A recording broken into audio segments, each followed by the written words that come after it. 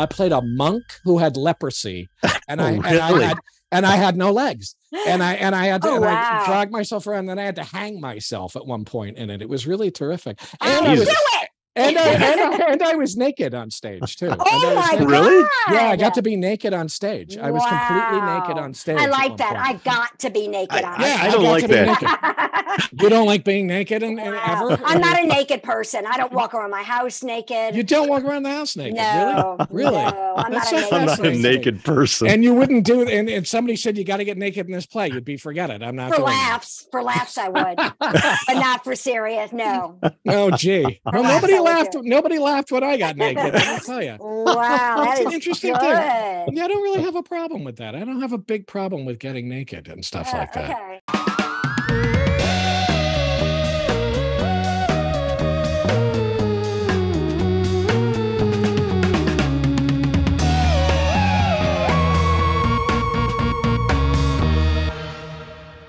Hello and welcome to another thrilling and enthralling and exciting episode of Chinwag. Thank you very much for joining us. I am your host, Paul Giamatti. I'm going to say it with the proper pronunciation from now on. And I am here with my co-host, Stephen Asma.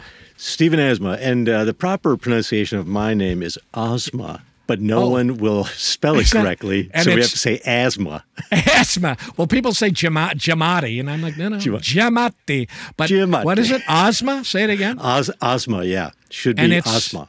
And it's Dutch. It's actually Fries, so the north of the Netherlands. It's a very it's a subtle. No, I love it.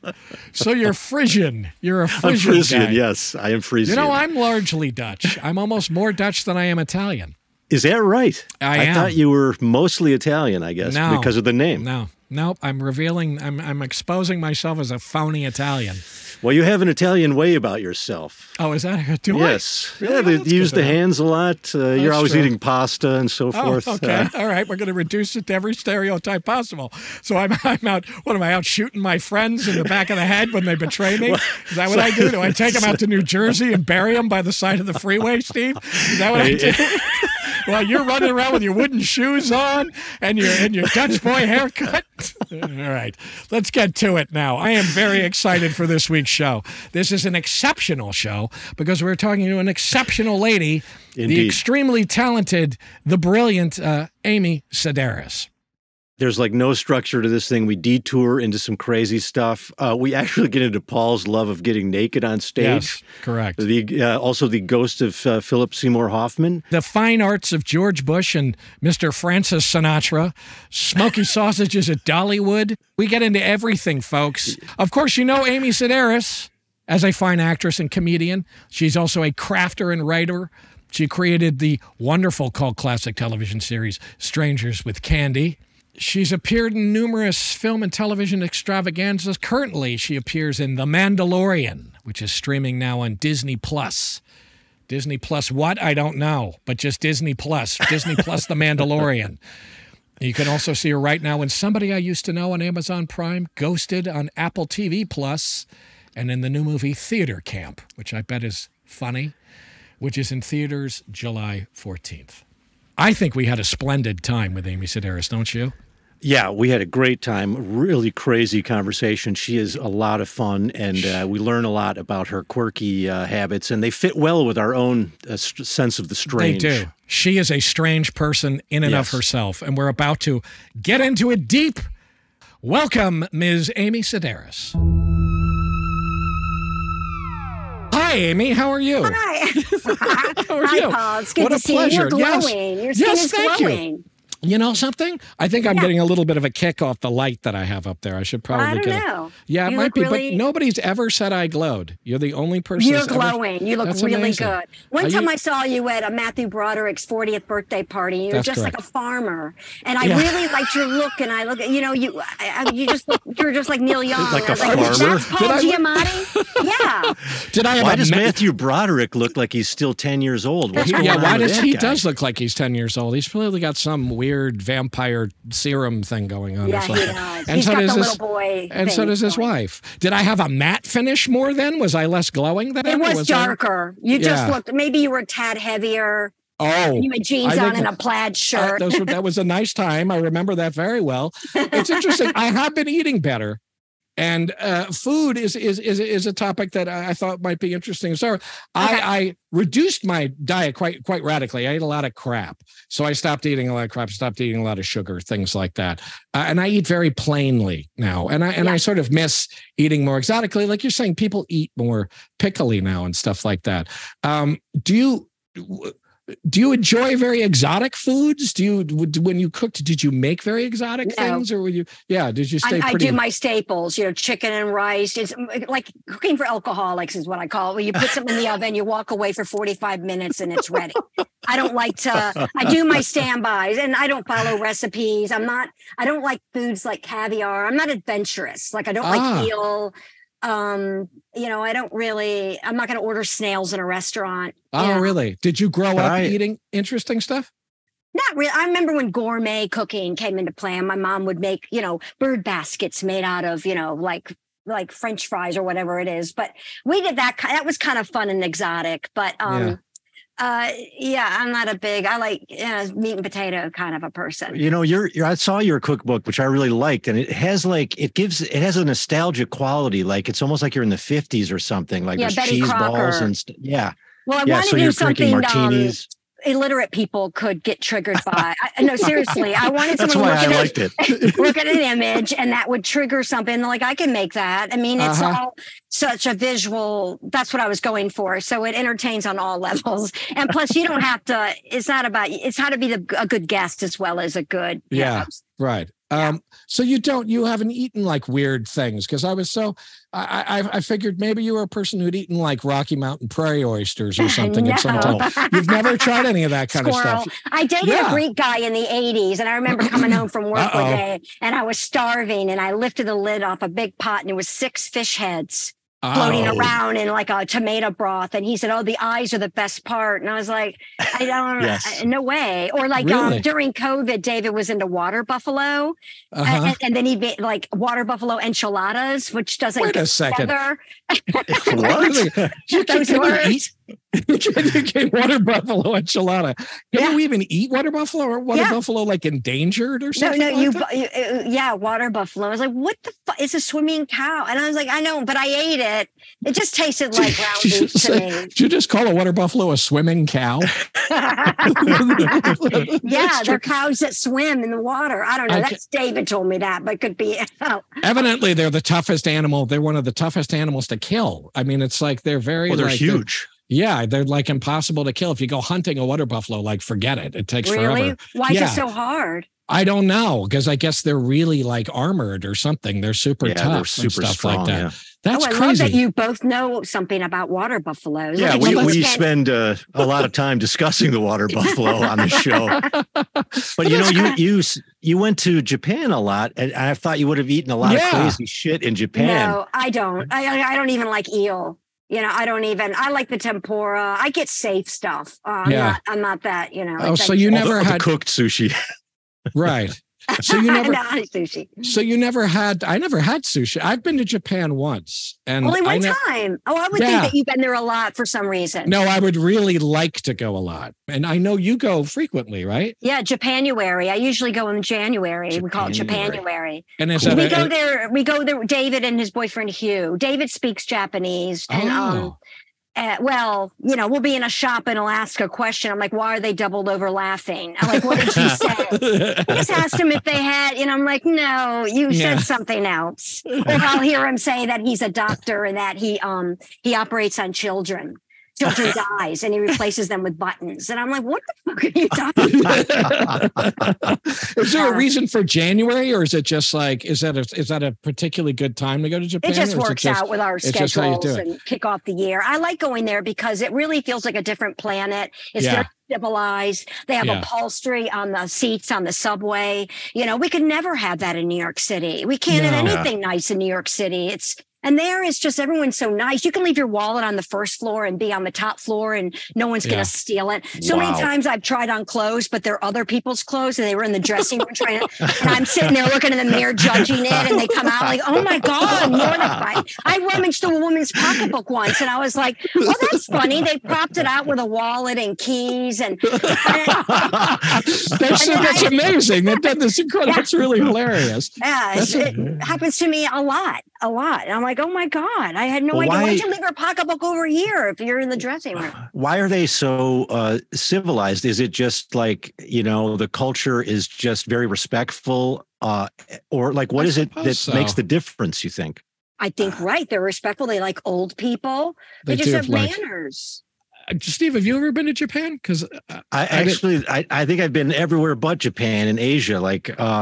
And I'm sorry to say I haven't been there, but it's been on my list since I was in college because I love the aesthetic of Japan, like the tea ceremony, the flower arranging, the paintings, the food.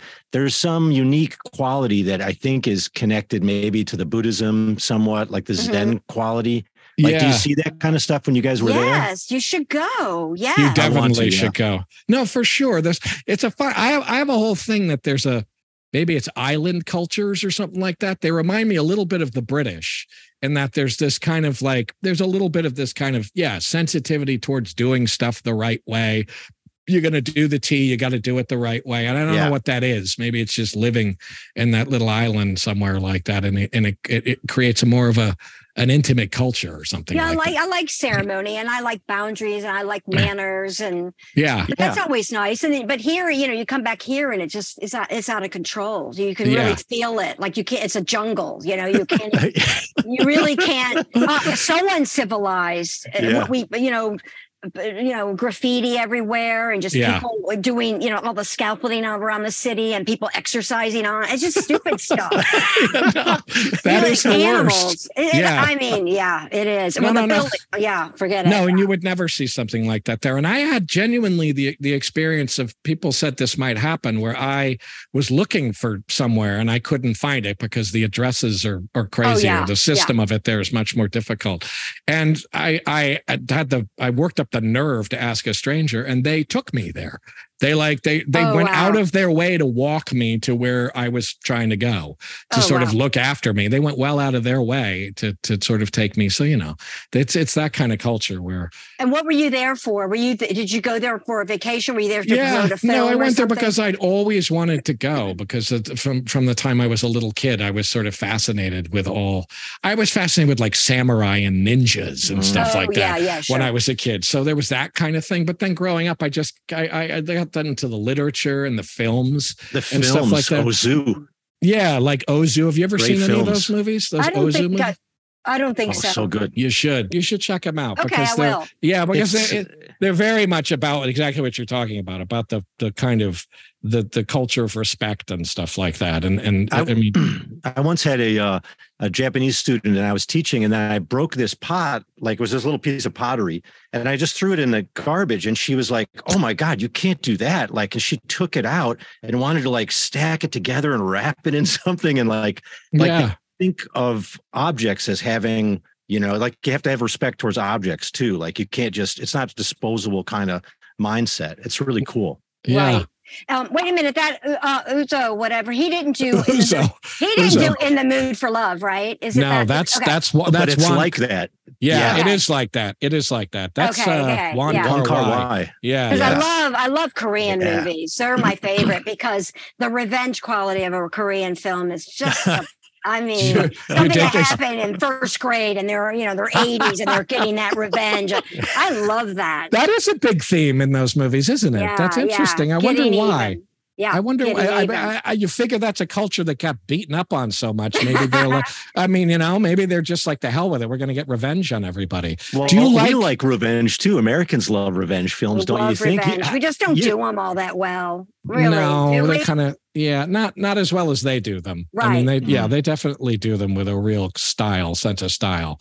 But because I think it's a culture that's they've had enough. I mean, they got the shit kicked out of them by everybody. Do you like scary movies, violent movies, stuff like that? Do you like that kind of thing? I mean, I guess I do. I mean, violent. Like I just saw one that was just too many guns and too much action, and I was just wiped out afterwards. I was like, ugh. Especially because there's so much in the news about it now that it just feels kind of weird to go to a movie where everyone's pulling out a gun. Yeah, yeah. You know, I don't know. Do you like horror stuff and anything like that? Yeah, I'm open for horror films. I'm open for all kinds. I mean, romance, you know, sometimes I'm like, or sometimes if it's a comedy, you have to drag me to it. And then when I see it, I'm like, oh, I'm so glad I saw it. And I laughed really hard. But that's not my first choice. And you're not doing that because why? You're just like, I'd rather see something serious and say, what's funny about that? Than interesting. You tell me what's funny about it.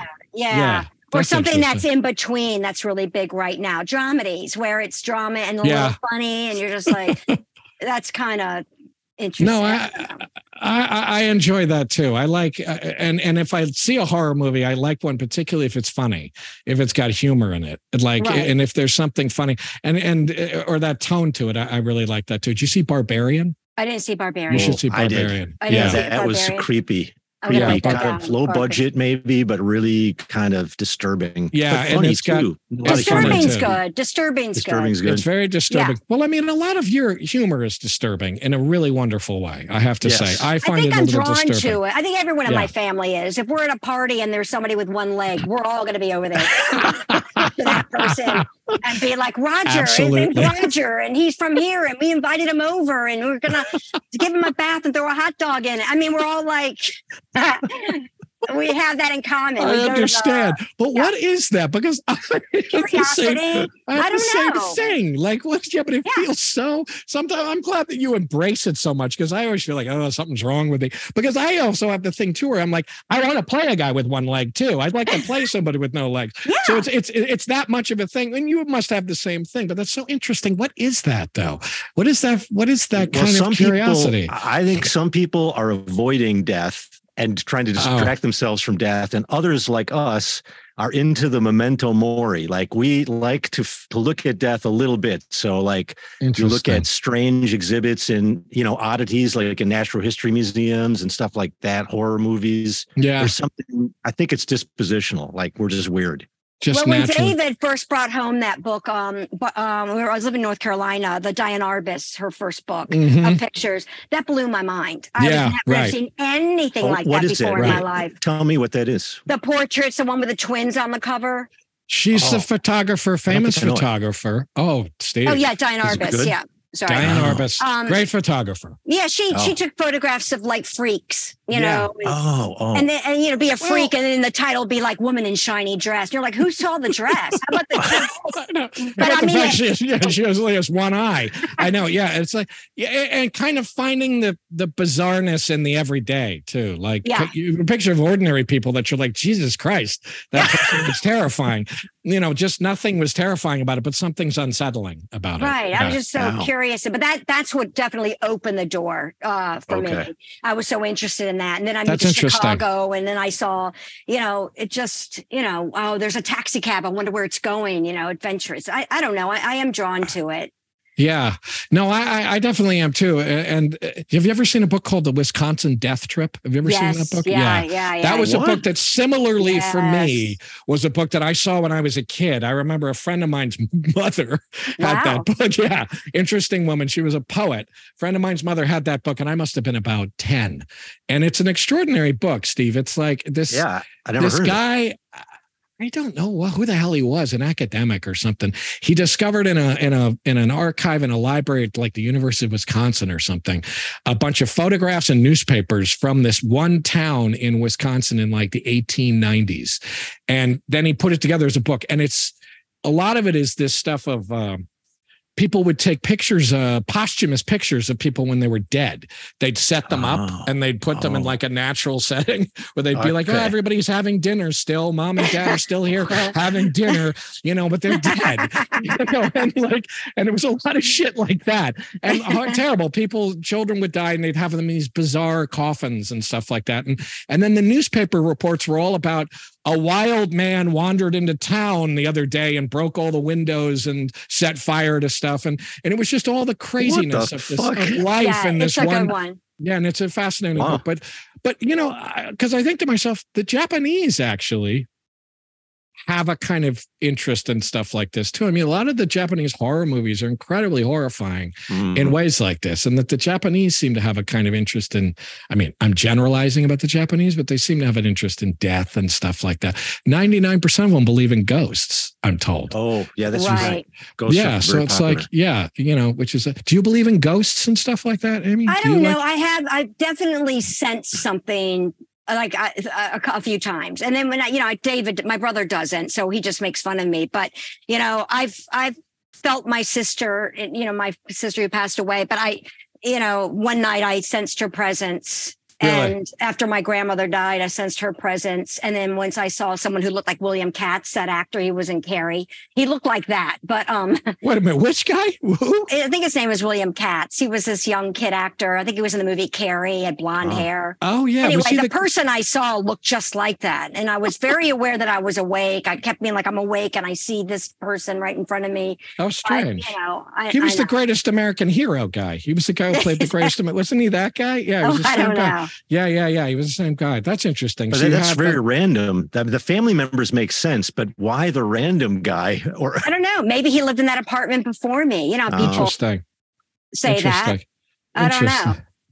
Interesting. What about in your dreams? Do you have any experiences? Because Paul was telling me that he has had experiences that are kind of like ghost experiences, but within his dreams. And that seems to be a common thing for some people.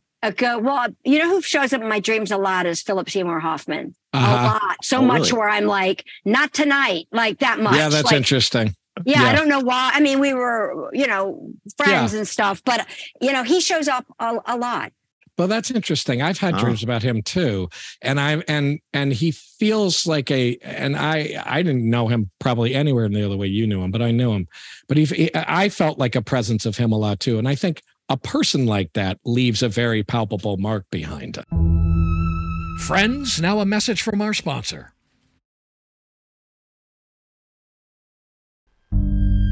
And now, more Chinwag. Do you enjoy doing movies, or do you prefer doing this sort of, you create your own stuff for the most part. I do create my own stuff, and I like being a guest on other people's shows and little parts of movies, but movies seem to take a really long time, and I never think I really have the acting chops for that. I think I'm a little broader, so TV seems to work for me. Yeah. A little bit better, I think.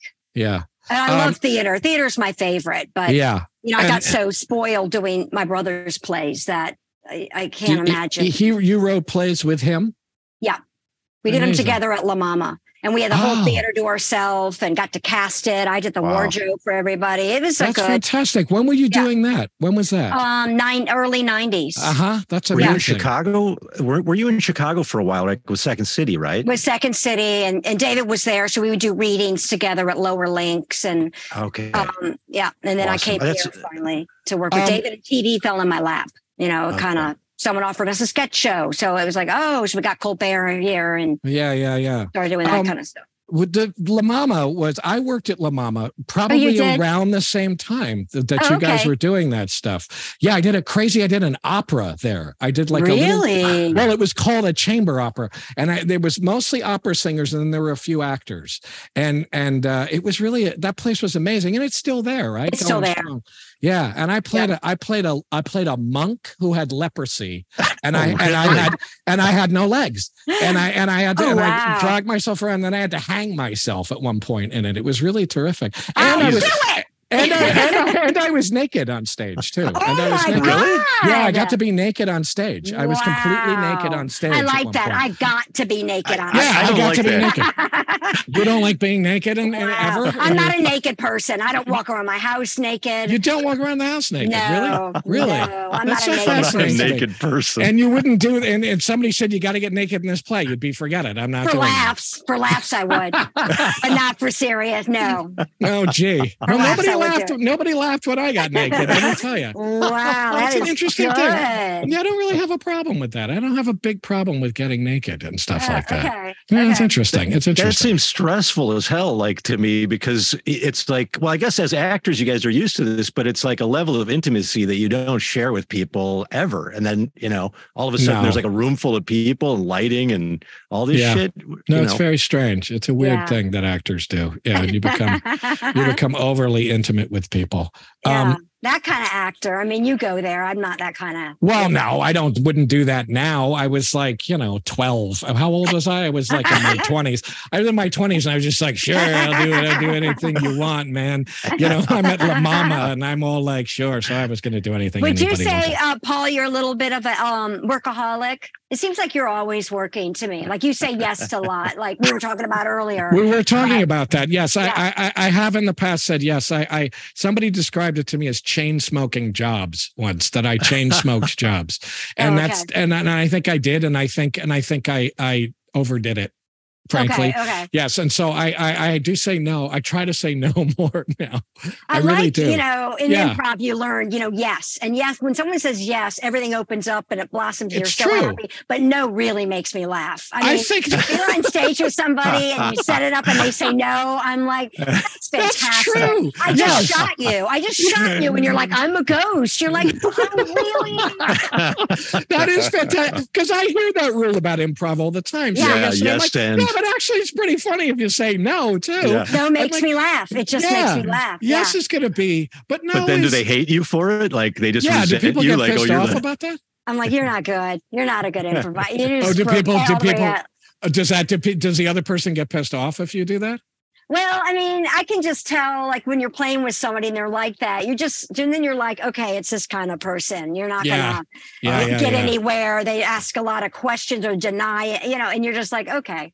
You just got to take charge. You just got to. Oh, God. See, I can't. Improvising scares the living shit out of me, Amy. Oh, really? I love terrifies me. I know you do. And you're amazing. To me, memorizing lines makes me to memorize lines that I'm like, I have to say these lines. And how can I be the real character if I already know what I'm saying? Just tell me who I am and let me just do this. Amazing. And, that's so fascinating. I get it. Do you still do it? Do you still do a lot of improvising, Amy? Is it like a regular part of your creative process? We were writing the last show at Home with Amy Sedaris. We would do a lot of the writing on our feet, play the scene out and improvise it. That's how I write, on my feet. Amazing. I'm not someone who can sit down and do this. Look fascinating. Like, I can't do that. It's I so don't have interesting. That's amazing, though. But I mean, it's a much more instantaneous. It's an amazing thing. It terrifies me. I can do it, but not very well. Oh, I bet you'd be really good at it. I don't know. I did your show. And I was like, please don't say something to me that I don't. And you ate 12 lamb chops at 10 a.m. And I was like, oh my God, I love this guy. We're like, we have to go out and get more lamb chops. We're out of lamb chops. I had to play a guy who came over to your house to eat, and I thought, I'm playing this kind of piggy entitled guy, and there was a big plate of like real lamb chops. Real in front lamb. of me. You know who made those? Is Mark Eyebald, who's in Pavement. Oh, really? He was our chef. The food was actually incredibly good. And I was like, well, there you go. I was like, oh, I'm the character, so I'm just supposed to eat. And so I ate like 25 of those fucking things. And they were really, really good. Yeah, but I do remember it caused a panic because people were like, oh shit. We need more, and I was like, oh get dear. A paramedic in here. Yeah, can't disappoint me. Props are supposed to be like plastic or like they're supposed to last all day or something. This is like fresh food on set. Well, we had to eat it. Yeah. Oh. If you have to eat it. I mean, I've eaten things on set that have been sprayed with like a fixative to make it shiny still. Like I've made that mistake. You're like going for it. Yeah. I love that. Because I'm very aware when I watch anything, when people are push the food around on their plate or take a nibble, I'm like, come on, you got to eat it. Like, just be real about it. But you do get pretty good at fake eating, though. I've gotten a little bit better at it because it's like I do feel like, I did try to sort of slim down a little bit. And I realized I was gaining a lot of weight eating on camera on the show. Yeah, because I was just shoveling a lot of food in all the time. So what about crazy. Drinking? Like everybody's drinking scotch. It looks delicious. Is it like apple juice or something? I mean, what is that? Like it'll be something like that. Yeah, it'll be something fake. Yeah, sometimes it's real. It's real booze. But I don't know about cigarettes. Are cigarettes fake? Yeah, you can smoke fake cigarettes. There are fake cigarettes that smell like weed. They really do. And it's like, but it's not weed, I don't think. And those are kind of horrible, and they burn the wrong way. They burn too fast, and they're kind of terrible. So what, do you guys smoke, or did you smoke either? I used to smoke. Did you smoke ever? I never smoked. You strike me as a person that has never smoked. And like you seem like a very healthy-minded person in that way. All smoked no, a lot. You do. Yeah, I smoked a lot. I used to smoke a lot. And how'd you quit? Was it hard? I found it difficult because if I tried to do the Nicorette or something like that, it just made me think about cigarettes. So it was and then I just was like, well, why am I doing this? I might as well just smoke a cigarette. A guy once told me, use a yo-yo. If you play with a yo-yo, it's because his theory was it's all about your hands. You need something to do with your hands. So he made me, this hippie guy I knew in Seattle made me a beautiful wooden yo-yo, handcrafted yo-yo. So I would like play with this yo-yo whenever I wanted a cigarette, and it really worked. And then I lost the yo-yo. And I lost my shit because I'd become addicted to the yo-yo. And so I just went out and started. But at one time I smoked 4 packs of cigarettes a day. Wow. That's a lot. Yeah, I used to smoke a lot. Yeah. Yeah. So I don't do that anymore. I say no. I say no to cigarettes and stuff like that. I do. No to cigarettes. Did you smoke, Stephen? I never smoked cigarettes. I worked as a musician for many years in clubs and bars when it was legal to smoke. And so we would be playing, and they would literally be like standing right in front of you, blowing smoke in your face. It was very difficult. But I understand what Paul's saying too. There's some kind of nervous energy with the hands.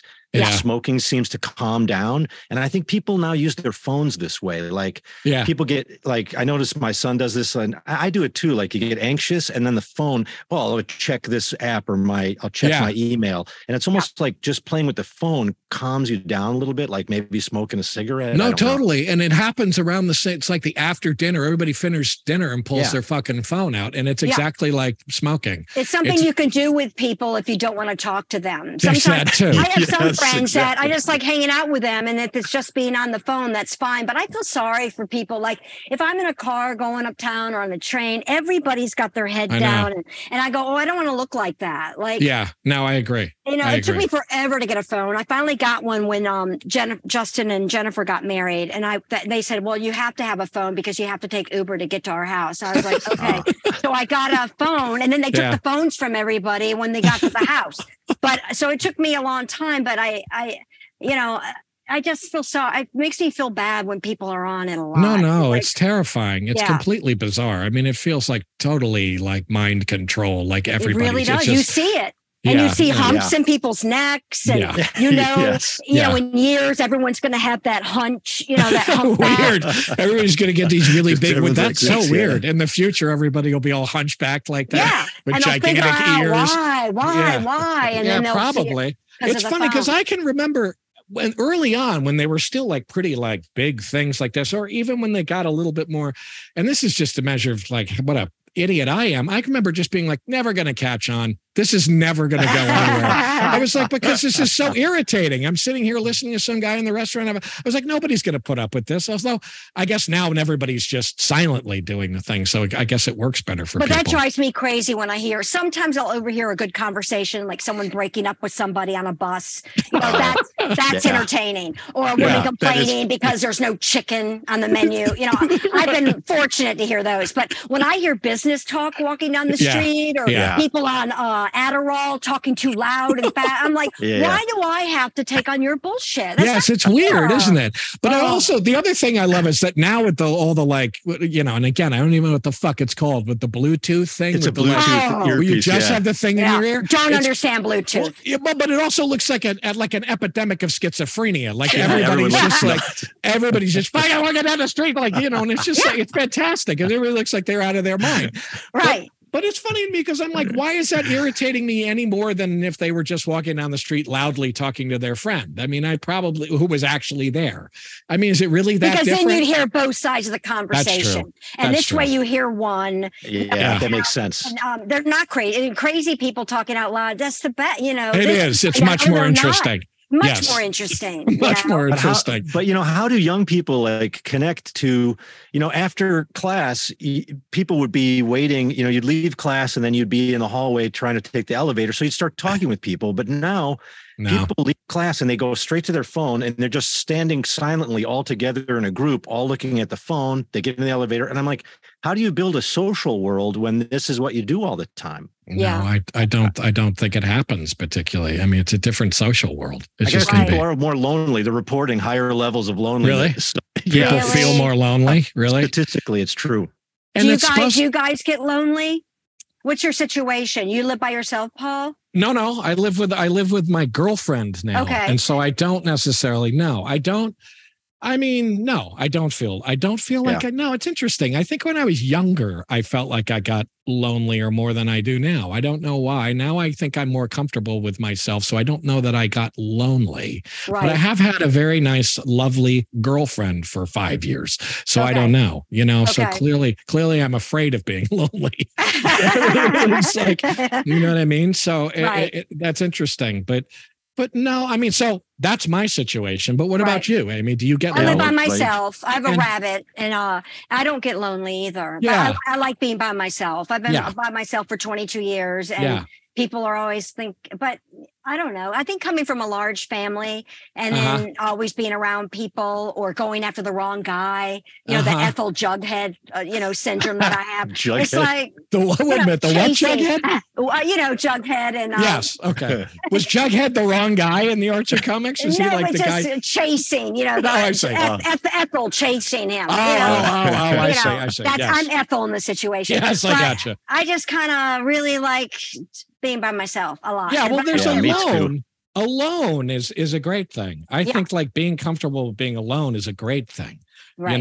But lonely is not. And Steve, you tough. Yeah. What about you, Steve? I was married twice, and so I was in a marriage for about 30 years. If you add it all together, I am blissfully divorced and happily alone. And I really enjoy. There's an interesting study that Harvard did about like what makes people happy. And you have to have strong social ties. It doesn't have to be a partner, but it has to have like friends or family. And you have to have, because we were talking about this earlier, you should have a hobby or some craft ability, some skill that you do regularly that kind of goes deep, like painting or music or crafting. Like a passion, like, something you're passionate about. Yeah. Interesting. And I was thinking about like these people that these sort of like Winston Churchill, George Bush, like after they're done ruling the world, they turn to painting and shit like that. Have you noticed that? Yes. Bush's paintings were amazing, weren't Bush's they? paintings were amazing. I can't remember. Were they good? Oh, yeah. Well, they're amazing. They're kind of amazing. Yeah, they're kind of brilliant. They really were. What's the style of them? Realistic, really. And you'd see like you'd be in the person would be in the bathtub. You see 2 feet and then the drain between it. Like you paint that. Yeah, they were very kind of like, it was always really banal shit like that. And it was very kind of like, they were kind of brilliant. They were amazing. I think it's actually really cool to see people. Have you ever seen Frank Sinatra's paintings? No. Yeah, they're, oh my God, you got to, they're really fucking cool. Really? They're really cool. Yeah, to take a look at them. They're really colorful. Like what are they of? We'll see. Colon. They're very abstract. Actually, they're not like they're not like what you would think. I don't know what you'd think. It would be like a martini glass, or like you said, like a stuffed colon. And it's like no, it's just they're very abstract. They're almost like Sammy Davis Jr. portrait. Sammy's glass eye, like Justin's glass eye. His photography book is good. Who, Sammy Davis's? Yeah, he has a photography book. Sammy Davis had a photography book? Yeah, he sure did. Yeah. I had no idea. One eye photography book. Isn't that great? Isn't that great? One eye. Yeah. Amazing. How much of a genius was that guy? I'm sorry. I just want to talk about that guy for a second. I know. Like, real entertainer on every level, right? On every level like that. Be right back after this word from our sponsor. And now, more Chinwag. You must sing and stuff like that. You must do stuff. Do you sing? Mostly political songs. Political songs. Really? You do like Mark Russell? Remember that guy, Mark Russell? Yeah, I'm a cricket politician. Yeah. You should do that. You should do that. Yeah, you should do a crazy with like a big, like crazy, like red, white, blue. Yeah, that kind of like. Man, tack, tack, tack, tack. Somebody should bring that back. That guy just died, Mark Russell. Yeah, You remember he just died, guy? I think. Was he murdered? Really? He died? What a loss. What a loss. I remember saying to Dolly Parton once, "Oh, I see you've got a political record coming out." She goes, "Well, it's patriotic." And I was like, "Oh, that's a good correction." That is a good correction. It's That's an important distinction, actually. It really is. It's a very important distinction. Patriotic. Oh man, I think you have got to do some kind of like high stepping, like just a crazy Uncle Sam kind of thing like that. Oh, that would be brilliant. What's Dolly Parton like? Is she? I mean, I assume she's pretty great, but is she? She's pretty amazing. Very friendly. I did a video of hers maybe 14 years ago, and that's where I met her.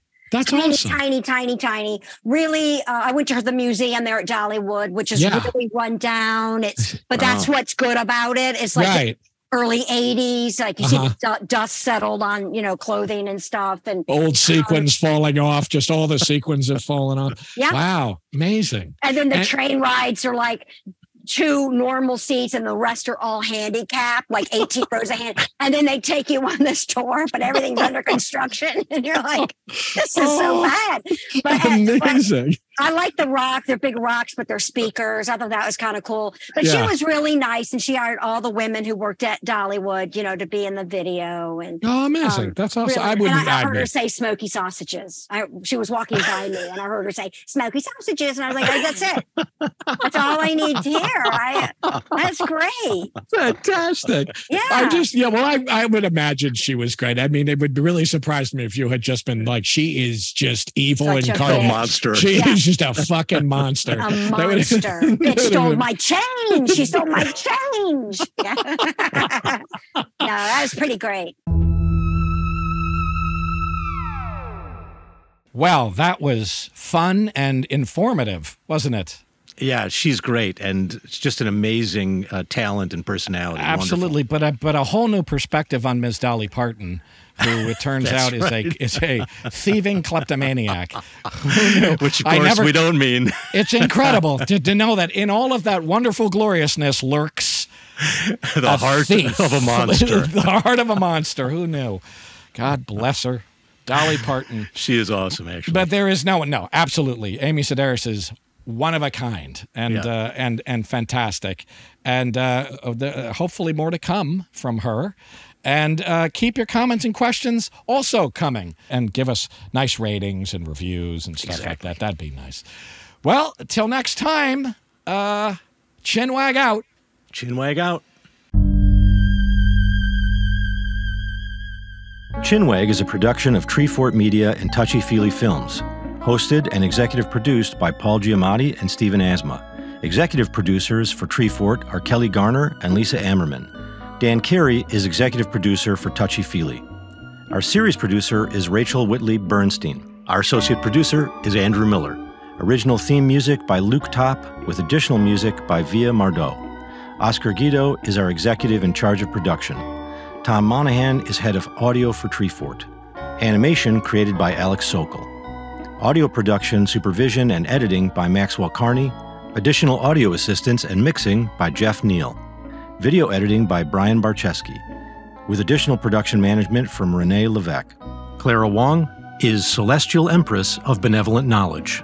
Lastly, for more information, go to chinwagpod.fm and find us on Instagram or TikTok at chinwagpod or on Twitter at chinwag_pod.